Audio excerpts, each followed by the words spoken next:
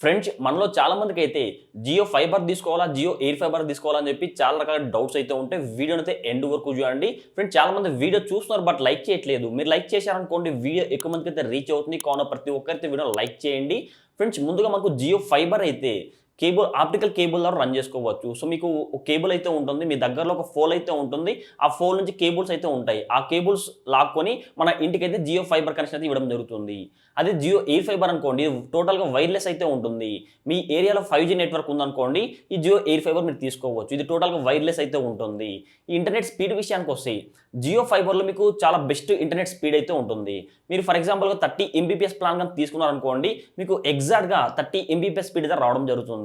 అదే Jio air fibre అనుకోండి మీరు 30 ఎంబీపీఎస్ తీసుకున్నారనుకోండి 20 ఎంబీపీఎస్ కానీ 25 ఎంబీపీఎస్ కానీ ఇట్లా మీకు స్పీడ్ అయితే వేరీ అవుతుంటుంది. ఎందుకంటే జియో ఫైబర్ అయితే ఆప్టికల్ కేబుల్ ద్వారా మీకు ఇంటర్నెట్ అయితే రావడం జరుగుతుంది. అందుకే మీకు ఇంటర్నెట్ అనేది కాన్స్టెంట్ అయితే ఉంటుంది.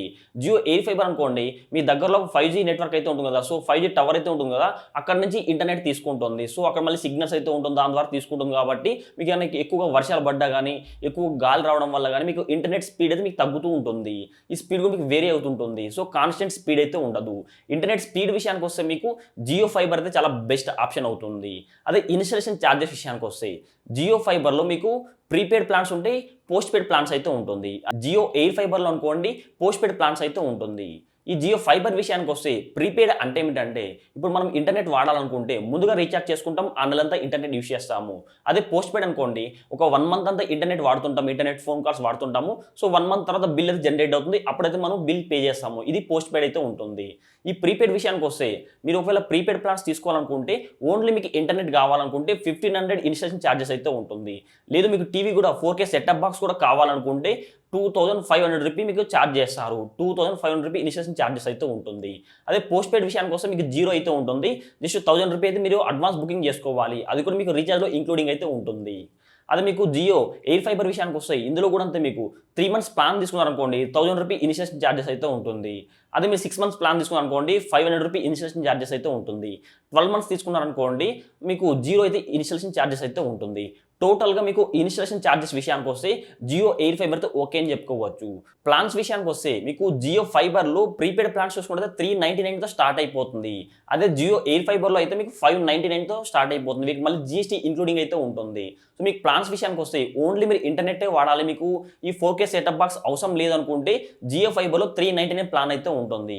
అదే జియో ఎయిర్ ఫైబర్‌లో అనుకోండి మీకు స్టార్టింగే 599 రూపీ ప్రైస్ అయితే ఉంటుంది. దానికి ఇంక్లూడింగ్ జీఎస్టీ కలిపితే 707 రూపీ చార్జ్ చేస్తారు.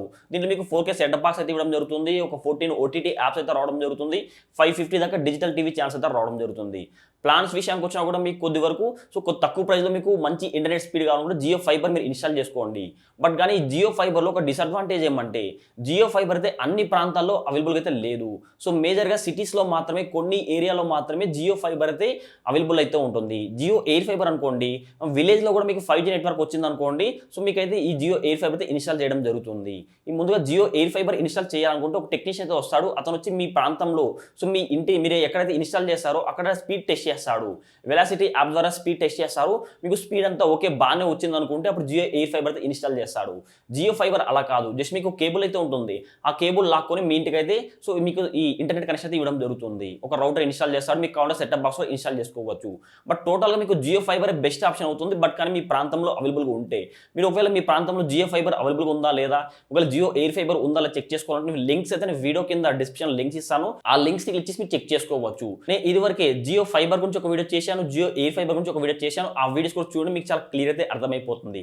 ఫ్రెండ్స్ మీకు గాని వీడియో నచ్చితే తప్పకుండా లైక్ చేయండి. ఇలాంటి ఇంట్రెస్టింగ్ వీడియోస్ కోసం ప్రతి ఒక్కరి వీడియో కింద ఎడగల్లో కనబడుతున్న సబ్స్క్రైబ్ బటన్ని సబ్స్క్రైబ్ చేసుకోండి. పక్కన గంట సింబల్ వస్తుంది. ప్రతి ఒక్కరు ఆ బెల్ ఐకాన్ని క్లిక్ చేస్తే ఆల్ ఆన్ సింబల్ రావడం జరుగుతుంది. ఆల్ ఆన్ సింబల్ క్లిక్ చేసి మన ఛానల్లో అప్లోడ్ చేస్తే ప్రతి ఒక్క వీడియో మీ నోటిఫికేషన్ పొందవచ్చు.